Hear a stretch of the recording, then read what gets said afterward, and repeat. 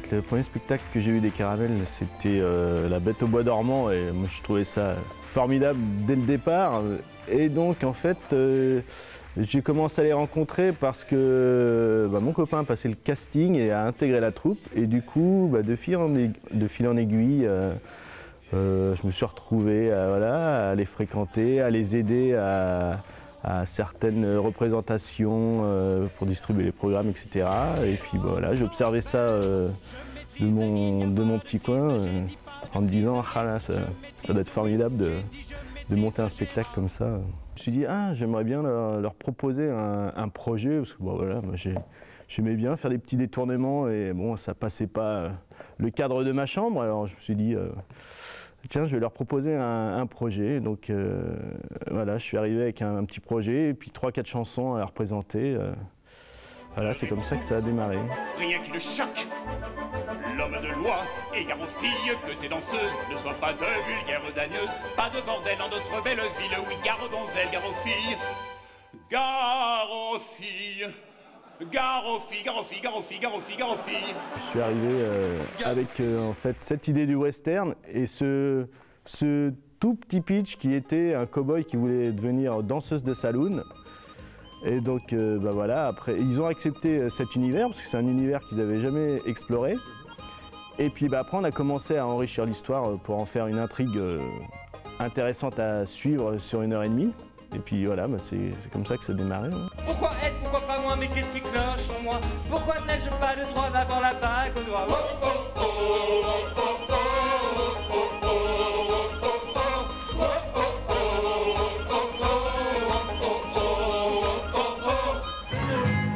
À Paris qui danse, dans une voix distante, on en soit de ce pas-là, il mieux de gesticuler. Nous on préfère venir là, passez-vous embrasser. On veut des filles de l'alcool, envoyez les verres et les jolies poupées. Des filles de l'alcool, remuez les fesses, faites-nous rêver. Hey!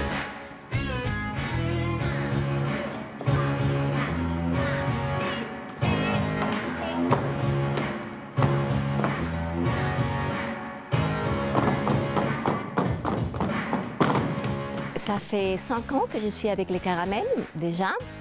Et c'est arrivé grâce à Vincent Baillet, qui joue ici les rôles dans Le Cadeau d'Émilie, avec lesquels j'avais travaillé sur un spectacle avec lui, une petite troupe de comédie musicale. Et il m'avait parlé de la troupe des Caramels qui cherche une chorégraphe.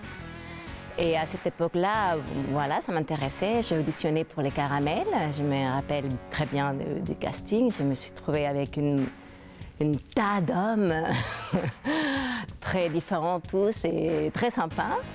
Et voilà, j'ai auditionné et finalement, après un choix, j'imagine qu'ils m'ont choisi et c'est comme ça que j'ai débarqué dans cette aventure. Jusqu'à là, ça va. Explique les breaks. Une fois qu'on a fait 4.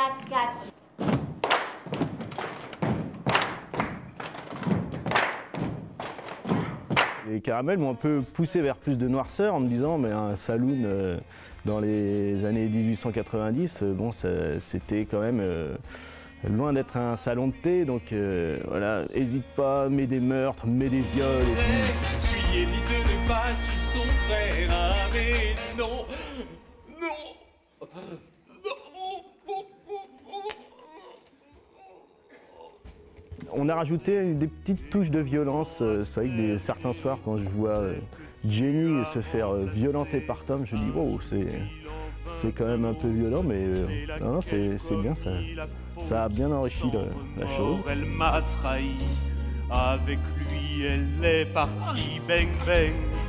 Elle m'a quitté, bang bang, funeste idée. Bling bling, je suis à toi, bling bling. Je ne l'oublierai pas. De toute façon, c'était l'idée de départ, de garder cet esprit caramel, l'esprit de Michel M. Bon, après, je ne me suis pas privé de ramener des petites touches peut-être un peu plus mélancoliques. Mais en tout cas, oui, c'était l'idée de base de poursuivre cette histoire en gardant cet esprit. Ouais. Il faut essayer d'être heureux. Aujourd'hui même demain n'en sera que meilleur. Que risques-tu? Un gros chagrin? Ou bien peut-être de rencontrer ton destin?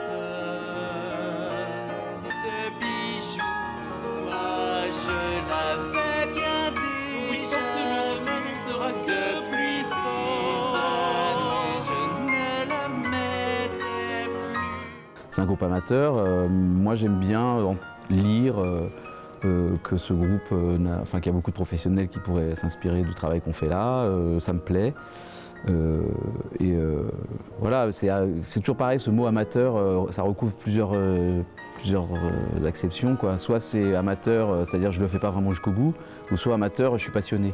Donc on va dire que c'est un groupe amateur de passionnés. Moi, je ne les traite pas comme une troupe amateur. Et c'est pour ça que je crois que ça marche. C'est-à-dire, du moment qu'on veut faire quelque chose et qu'on a envie de bien le faire, on n'est pas amateur. Et je trouve que c'est grâce à cette énergie, à cette façon de travailler qu'on arrive à faire des choses de qualité. Parce qu'ils vont vraiment au bout, quoi. Enfin, en tout cas, nous, on essaye vraiment de les amener le plus au bout possible, quoi.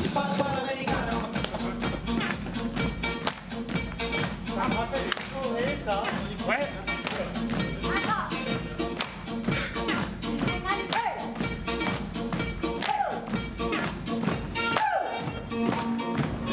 Vivement le retour dans la petite maison.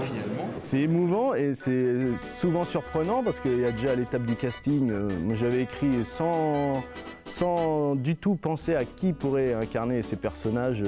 Donc voir déjà quel comédien rentre dans quel personnage, là ça prend déjà une direction différente. Puis même moi j'avais écrit aussi par exemple les rôles féminins sans penser du tout que ça allait être joué par des hommes. Et quand on voit les danseuses débarquer, ça donne déjà une autre direction au spectacle. Nous ne sommes qu'un passe-temps pour les hommes et pourtant, à la pointe du jour, par le point de l'amour, les hommes couchés sur l'oreiller se laissent un peu aller, sont alors pour une heure des trésors de douceur à des hommes. Après, il y a toutes les idées de mise en scène qui sont arrivées que moi j'avais pas du tout prévues. Par exemple les trottinettes ou la banane de Kubrick. Bon, ça c'était des choses que j'avais pas du tout imaginées et qui s'intègrent et qui enrichissent à fond le spectacle.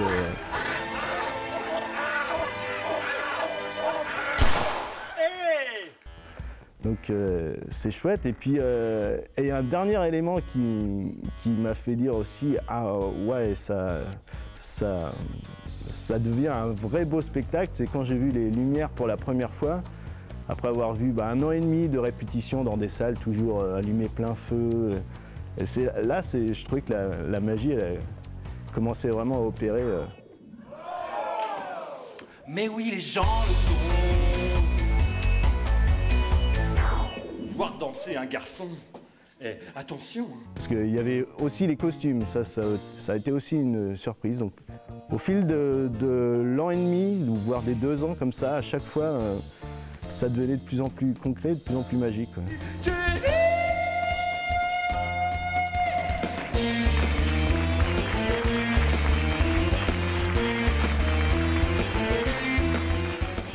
Quand je suis arrivé dans le groupe, il y avait pas de technique vocale. Et le fait d'arriver moi avec ma culture du monde classique, très carré, etc. Et donc du coup, moi j'aurais proposé la technique vocale au départ. Et puis comme la directrice musicale de l'époque est partie, du coup je l'ai remplacée. Et du coup, on parlait de pause tout à l'heure, mais c'est moi qui trouvais que travailler 6 heures sans pause le dimanche, je trouvais que c'était intenable pour le groupe. Et donc à un moment j'ai dit, mais il faudrait peut-être faire une petite pause de 15 minutes. Et voilà, et donc petit à petit, l'organisation du travail, ça s'est un petit peu entre guillemets professionnalisé, c'est-à-dire qu'à la fois en les respectant plus en tant qu'artistes, mais du coup en leur demandant plus de responsabilités, quoi. Et puis je pense que ça leur plaît parce que ça aussi, ça leur donne l'impression, et c'est pas une fausse impression d'ailleurs, que ils sont traités et ils vont donner le même type de travail de qualité. Comme c'est des passionnés, ils y vont, ils foncent, quoi. T'as plus grande chance dans cette vie, oh, libre, choisir qui tu aimes et comme tu vis. ne reste pas figé telle une statue dans son drapé. Dans ce pays, chacun a sa petite flamme à rapporter. Nous ne sommes pas grand-chose, des petites minorités. Mais unissons nos causes et gagnons notre liberté. J'ai pas des mots pour dire les plaisirs que c'est de travailler avec Nicolas. Ça me touche beaucoup, non, parce que c'était vraiment comme une main qui s'est mise dans un gant, ou un pied qui s'est mis dans une chaussette. Tu vois, cette sensation de tout cool, très fluide, des univers très différents, mais en même temps qui se rassemblent tout le temps dans nos pensées, dans nos réflexions par rapport au texte d'Anthony, par rapport aux chorégraphies, par rapport au choix que toute la troupe des Caramels ils ont fait des musiques, et les arrangements que Nicolas il a fait, et les petits pas et grands pas que j'essayais d'amener dans les moments dansés des spectacles. Et c'était très magique, mais pas étonnant, parce que dès le début, quand j'ai rencontré Nicolas, même pour Denise, pas de gondole pour Denise, le spectacle d'avant Yufkalo, on se sentait déjà bien en travaillant ensemble.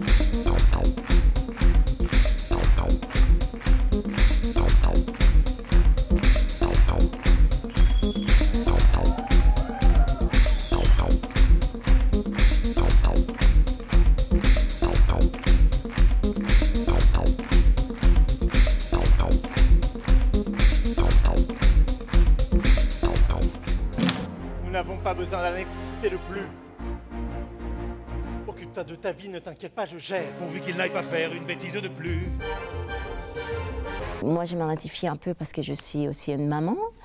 Quand la morte, Luis, le personnage de Luis, il fait appel à ses enfants pour dire que venez embrasser votre mère la dernière fois avant qu'elle parte. Ça, j'aime beaucoup ce qu'a écrit Anthony dans cette chanson. Et aussi parce que les Brel, c'est top. Profitez de ce doux moment, juste avant que le jour ne tombe, pour venir embrasser maman, qui s'en retourne dans sa tombe. Le Monde a titré femme d'1m80, homme jusqu'au bout des seins. J'ai trouvé que c'était un très beau résumé de ce qu'on était en fait. Tout ce qui tourne autour de Star Wars, ça m'amuse. Mais enfin combien